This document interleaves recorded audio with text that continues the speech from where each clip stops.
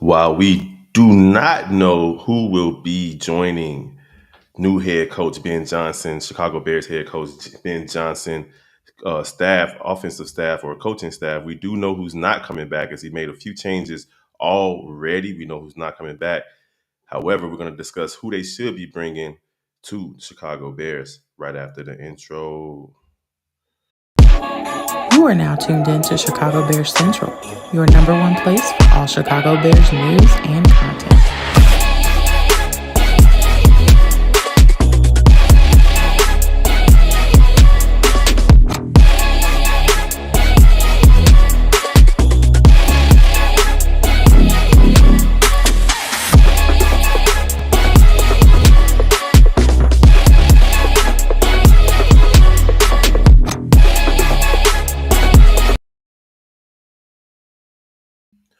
What's the word, Chicago Bears fans? Welcome to another episode of Chicago Bears Central, your number one spot for all things Chicago Bears related. It's your boy Big Kev holding it down for C Dub, for Bobby, and for Hayes. Y'all already know. Hit us up, leave a voicemail at 773-242-9336 and at Shot Bears Central, wherever you like to receive your social media updates. What's the word, gang? I see you guys in the chat already, man. I know I've been what up, Jacob? I know I've been missing, man. Me and the family were blessed enough to buy a new house. That's why things look a little different for me. Still working on getting the studio and going, but the show must go on. And yesterday we got to see my man's Ben Johnson. I'm gonna call him Win Johnson.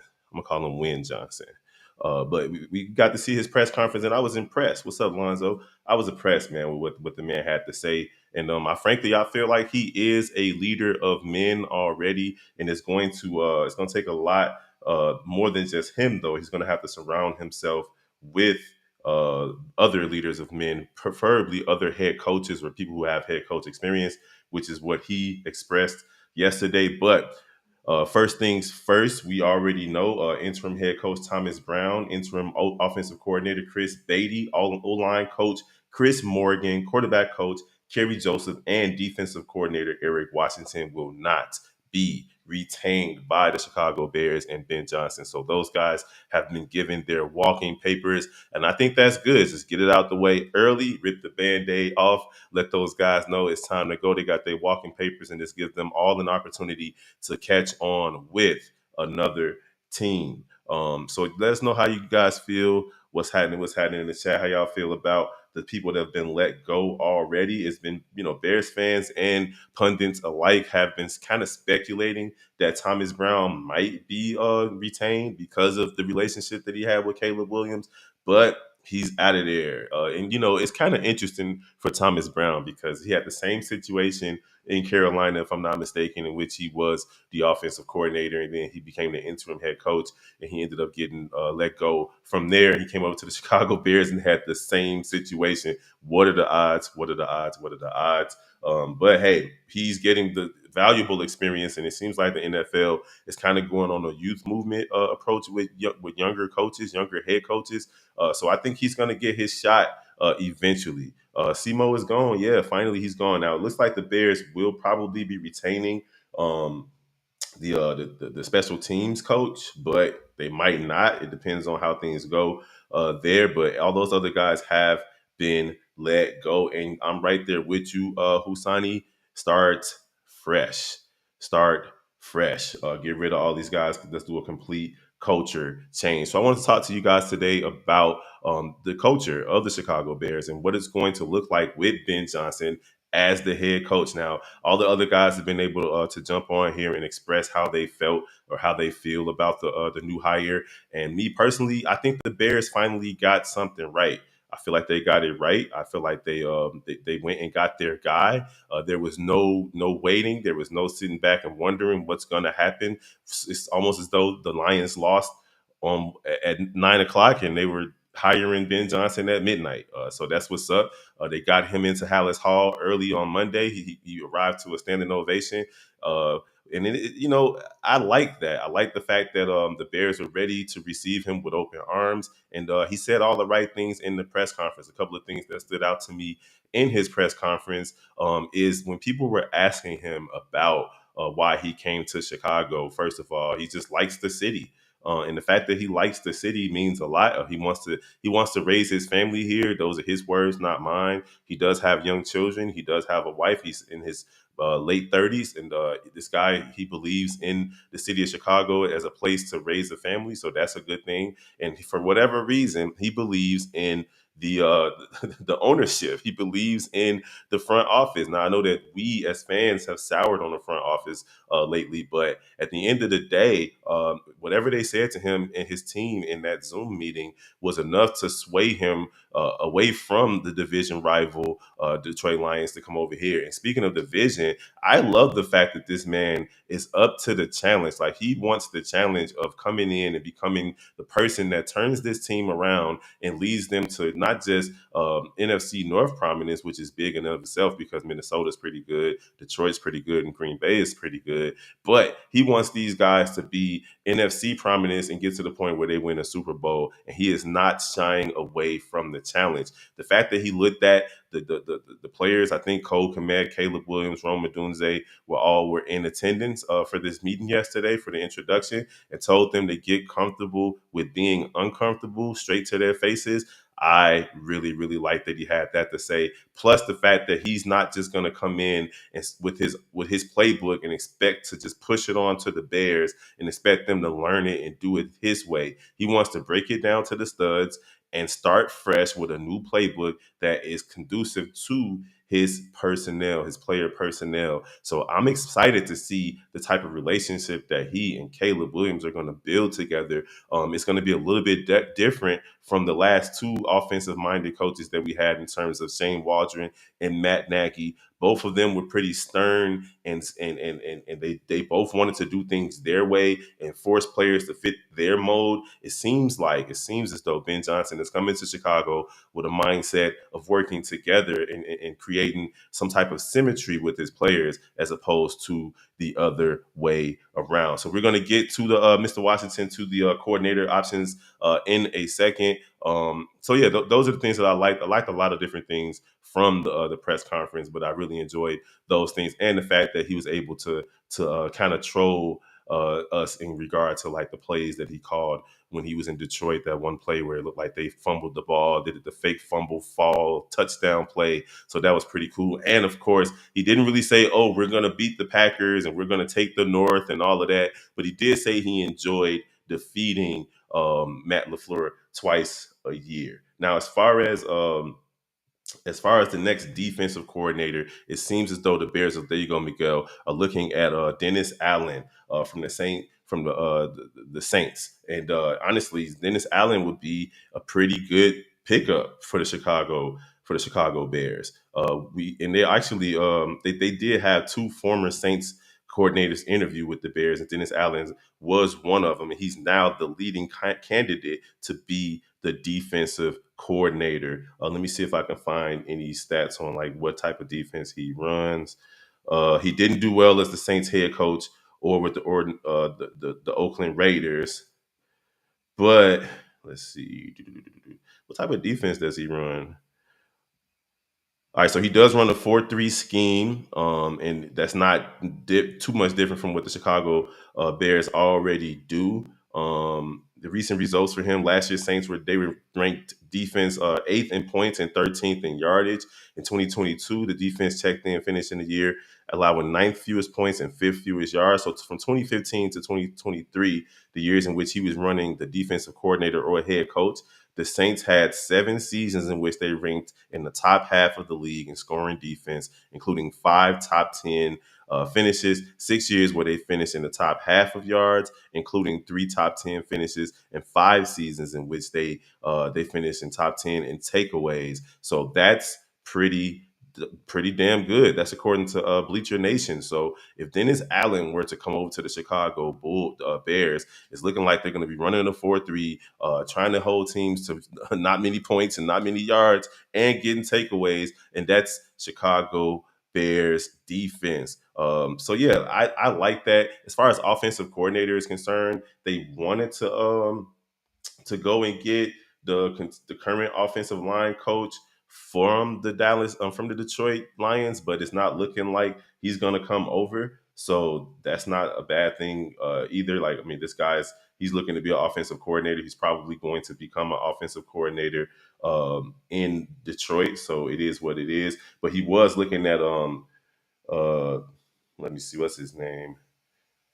He's looking at other players. Hank Fraley. I don't think Hank Fraley is coming anymore. And then there are two other candidates, Mark Brunell and Tanner Engstrand. One of those guys might come over to help out with the offense. So that's something that could happen. But it's looking. So the Rooney rules also applies to the three coordinator positions. So the Bears are going to have to do their due diligence and interview quite a few people before they can make their decisions on those coaches. So hey, listen, the Bears have a lot of work to do, and Steve and I were talking about this earlier over on Chi-Town Sports Central.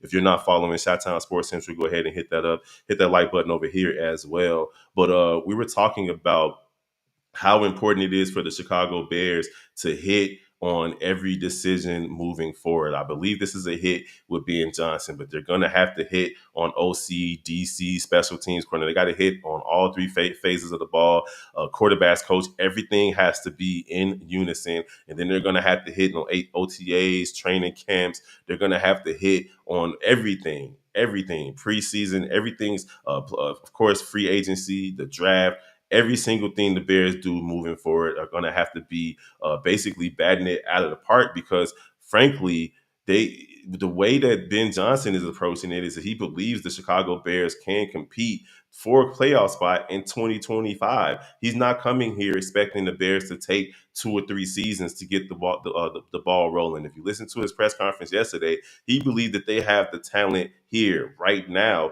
to compete, not just in this division, but in the entire league. So, and he said it, if they're going to do that, they're going to have to put the work in, work hard, and sacrifice. That means sacrificing time. That means sacrificing self and it's going to be a lot of late nights and early mornings. And that's not to say that the players don't already do that, but as we already know that there was a culture situation with the Chicago Bears under Eberflus that did not translate to wins. So if the Bears are expecting to be winners, they're going to have to listen to this guy. And I honestly feel like the way that he was talking about his transition from different coaching positions to different coaching positions, he said that he was able to change himself to best do the job that he had to do, whether it was in Miami or Detroit, all the way from being a personnel person to being an offensive coordinator. He had to adjust himself. So he's going to adjust as a head coach and do his job. But if he's going to do that job well, he has to surround himself with other good coaches. Now, some people are still looking at McCarthy to be a possible offensive coordinator. I'm not sure if that's going to happen, considering the fact that McCarthy he's a pretty good head coach, and there are a couple of head coach positions that are still available if he wants to take them. Of course, with Las Vegas, the Jaguars are still available as well. He might take one of those, but if he doesn't get the head coach position in one of those places, there's a chance that we could have two former division rivals on staff as head coach and offensive coordinator, and the type of offensive coordinator, because he did say flat out that he's going to call the plays. Ben Johnson's going to call the plays, and he wants an offensive coordinator that's going to be able to help him put the game plan together and so on and so forth. What chances the Detroit defense knows Ben's tendencies? Well, here's the thing. He said, I mean, like, of course, there's going to be some things that he brings. He's not going to just completely scrap his entire playbook, his entire play style, but he's not planning on bringing the most of the playbook from Detroit because they have a different personnel. Like, we don't have Jameer Gibbs. We don't have Amon Ron Saint. We don't have all of those players. We don't have Sam Laporta. He's a different type of tight end from Cole Kmet. So when you think about the personnel that the Chicago Bears have here, the approach that Ben Johnson is making is important. The fact that he wants to assimilate his playbook to their play style is important. Detroit might know some of his tendencies, but they're not going to know everything. He's the type of guy that's he's gonna change. I definitely think he's going to change well enough for it not to matter. Next year, I wouldn't mind seeing Green Bay and Detroit within the first 4 weeks. The schedule is out, but the teams that we're going to be playing is already out. So that would be dope to not have a bye week as late as we did as well. What if we brought Lovey back? I think that Lovey Smith ship has sailed. I mean, I know for nostalgia purposes, it would feel good, but I don't want a strong cover two type approach without only sending rushing three or four. I do believe the Chicago Bears need to be a team that puts pressure on quarterbacks. We saw this season they didn't do it too well, too good, just good of a job with that, and it didn't work out for the Chicago Bears defense. They kind of fell apart toward the second half of the season. The Rooney Rule is ineffective, but it was needed at one point in time. I feel they can do away with it now. Listen, if the new president has anything to do with it, they probably will get rid of the Rooney Rule anyway.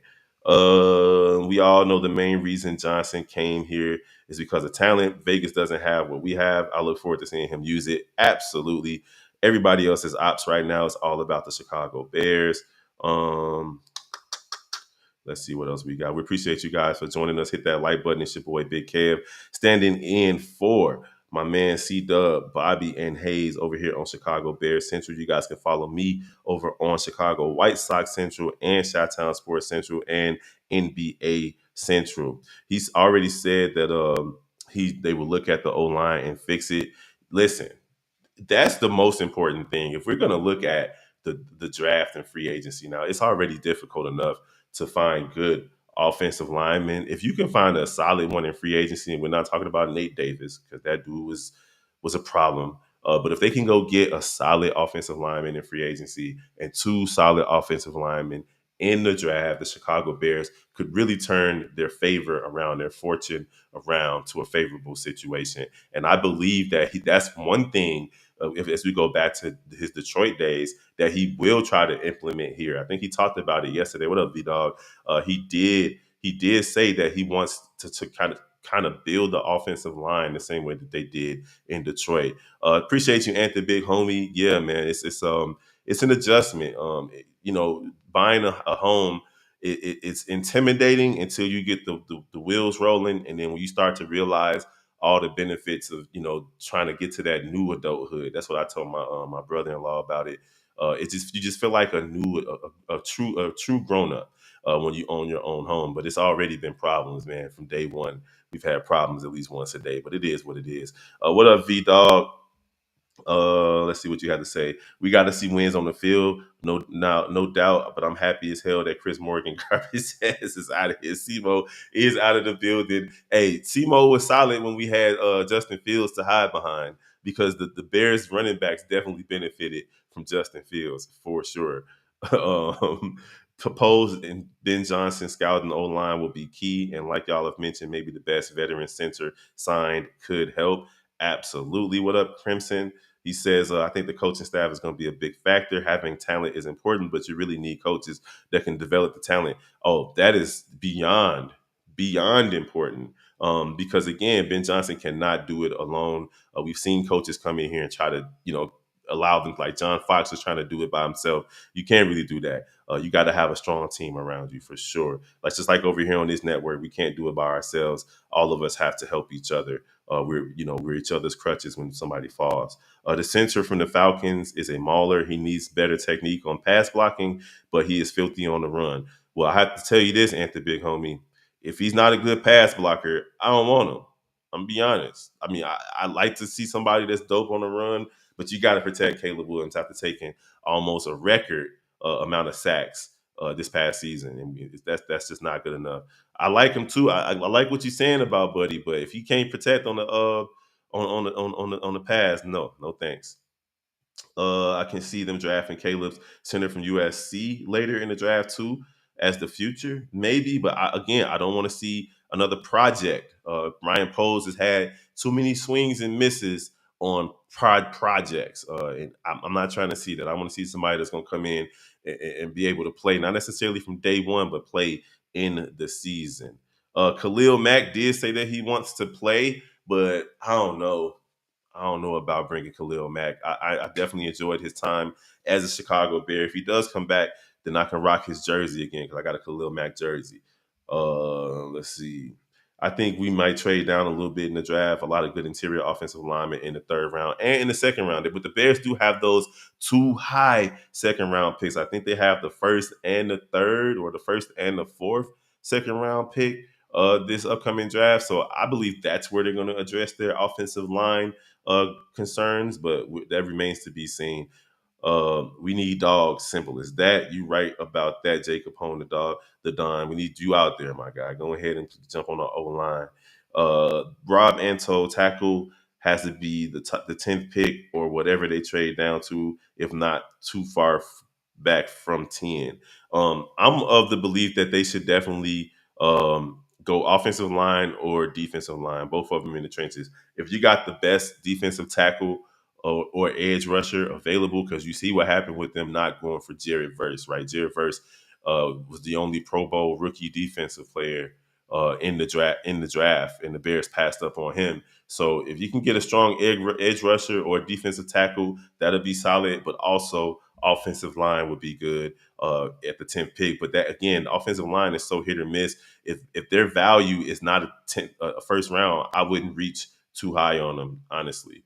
A lot of people are saying Ashton Genty too. I'm not sure the Bears should reach on him either at running back in the first round. Bears need another edge rusher. Which do you think is the best options in free agency? Let me see.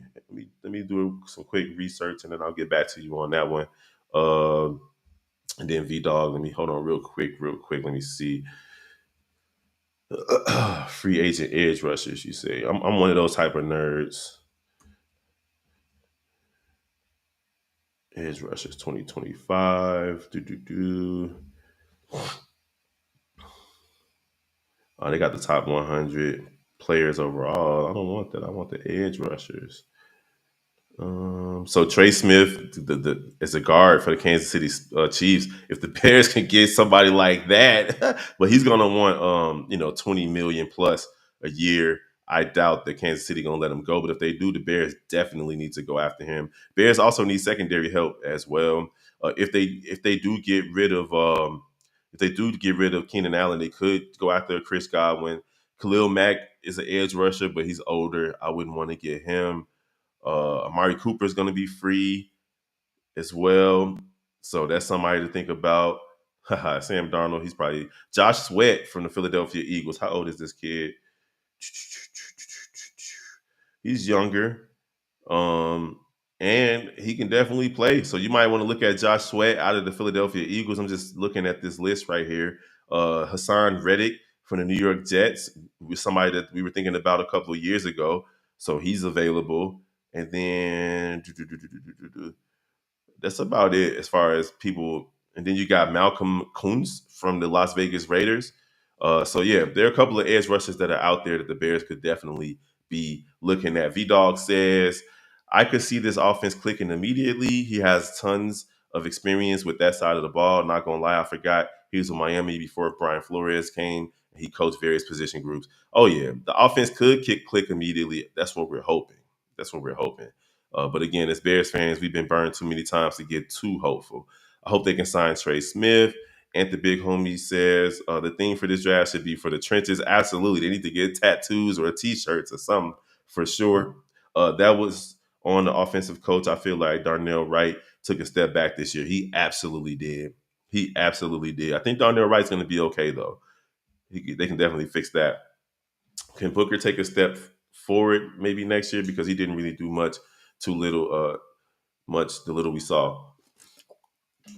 Everybody on his team can take a step forward. Everybody that they decide to bring back, they can all take a step forward for sure. You just got to put the work in. The Chicago Bears, Chicago only have 3 drafts. I'm not sure what you mean by that, William D. Lofton. Pick up Chase Young for the cheap, maybe. It's a rumor that they can get the offensive Raiders Phil Bond for O line coach. We'll see about that. And then I'm still waiting on that preseason game between CBC and. Hey, we can make it happen, bro. We can definitely do some flag football or a pickup game, basketball, whatever. As much as I like to, it's like talented, skilled players, there will never be enough to overcome a subpar O line.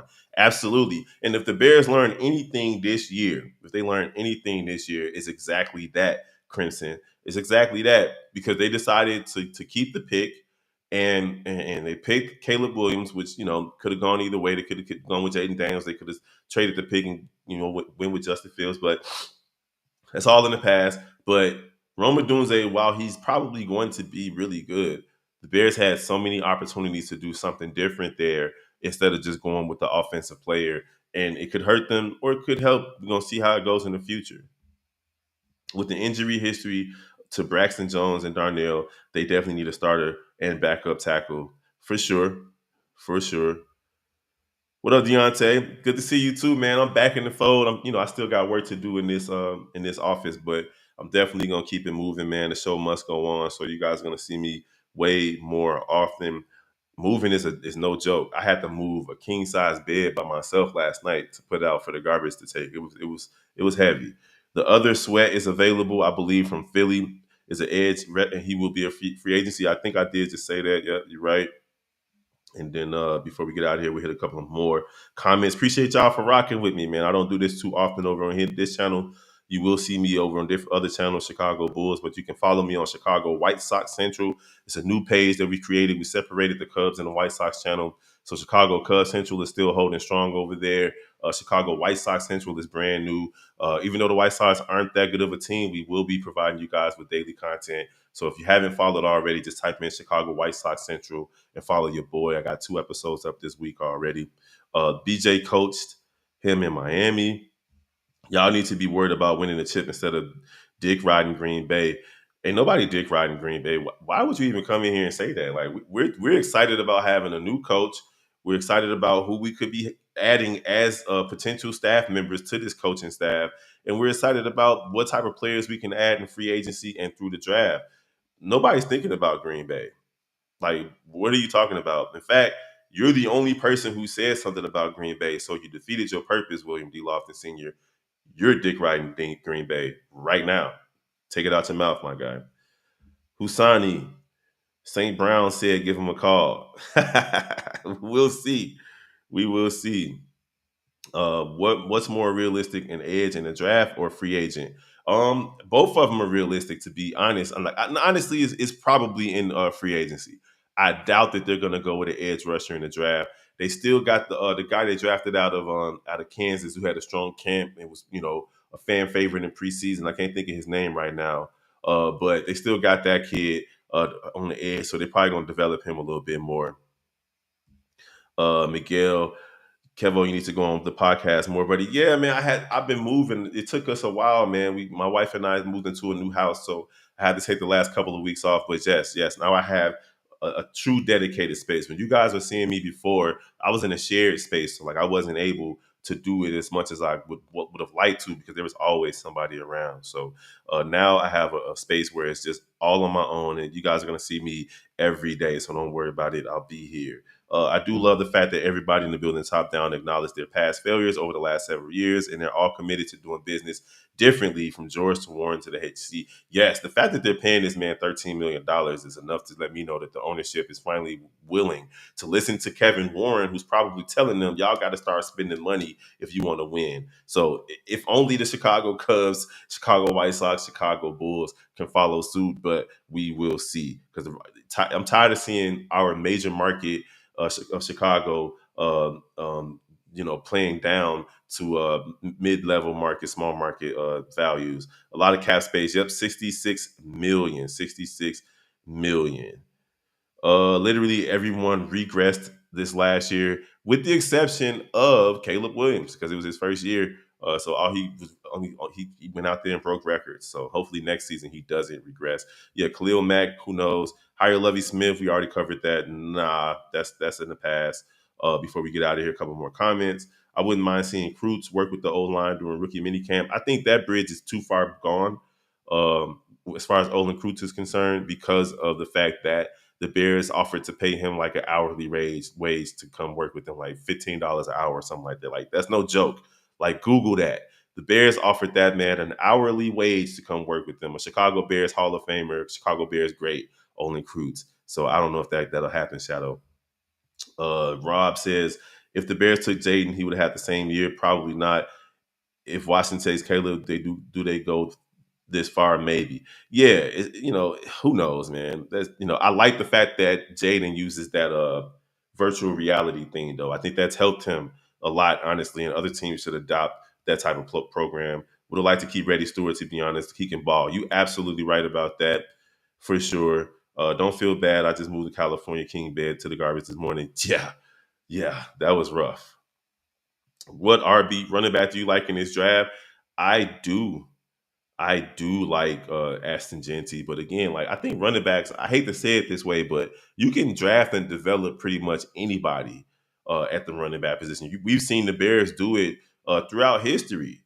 We've seen the Bears do it. So I don't think it really matters if you get a running back in the second round, first round, or the fifth round, or whatever. Um, Big Kev, because all the other teams in the NFC is salty. Maybe because we came into this season thinking that the Bears were going to be at least better than two out of the four teams in this division. We would, it was over with. Ian Wheeler, Austin Booker, there it is. Austin Booker was the edge that they got out of Kansas. I think they're going to develop him as well. Ashton Genty at 10, I don't see it. I don't see it. I really don't. That's because the entire division is thinking about us now. It's about to get scary, spooky, crazy, hilarious. That's funny. Yes, sir. Yes, sir. All right, y'all. Better get up out of here, man. Appreciate y'all for kicking it with me. Appreciate you, V Dog. Yes, sir. Caleb or Hampton both will be 1,000 yard first year backs. We will see. Yeah, they did that, bro. They did that to Olin Cruz. But all right, man. Y'all already know what it is, man. Thank y'all for joining us here on Chicago Bear Central. Y'all can hit us up at 773-242-9336. Follow us at Chi Bear Central. And then, of course, type in your favorite Chicago team and put the word Central behind it. You'll find us at every single one, from the Chicago Sky, Blackhawks, Cubs, White Sox. That's where I'm at, over the Chicago White Sox and Chicago Cubs. Shot Sports, Shot Town Sports Central. And then, of course, the Shot Bulls podcast tonight, live late at 9:30, the 9:30 Central, 10:30 Eastern, which is crazy, where the Bulls are taking on the Golden State Warriors. Check out C-Dub and Bobby on that live call.